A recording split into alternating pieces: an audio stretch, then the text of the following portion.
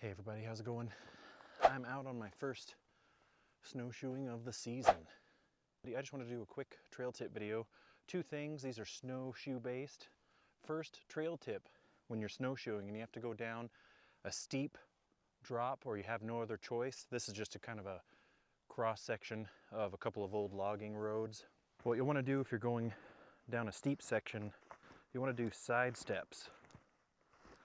And that way you'll be able to come down a steep point. I mean, I could have just walked right down there, so this is more just for an example. The main reason you want to go side steps on a steep incline are the way snowshoes are designed. If you try to go forward with your shoe, with your toes facing downhill, there's nothing to grip, so just think of it as like a ski. It'll just slide out from under you, and you can pull a muscle, you can get stuck in a snowbank that way, your leg can go down and your other one can sink back. The way the snowshoes are designed, they're meant to pivot with these front bindings, and that's where your traction lies. So if you're going down a steep hill, not the case here, but if you're going down a steep hill and you step, it'll slide if it's steep enough. So you'll always want to turn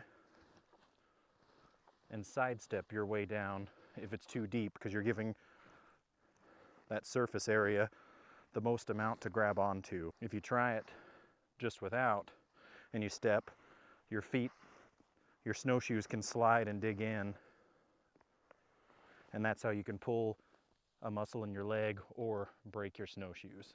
On to trail tip 2. All right, trail tip number 2, also a snowshoeing tip. You'll want to avoid snow-covered obstacles.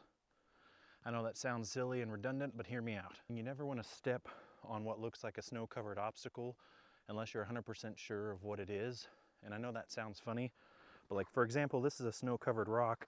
If you step on it, I'm not putting my weight on my foot, but if you step on it, not only do you risk injuring your leg or somewhere on your body if you slip or if the rock rolls, but you also risk breaking your snowshoe. And if you're out in the deep snow and you have to get back to your vehicle, that can obviously be very challenging getting back. And this rock, for example, is loose, so even if you stepped on it and put your weight, if you didn't slide off of it, you're probably going to move the rock and then be in trouble. That was just 2 more trail tips. We're getting into the winter season, so I'll probably have more cold weather and snow related trail tips coming at you. I'm going to start working my way back up over the road and down to the truck. We'll catch you guys on the next one. Get out there and explore.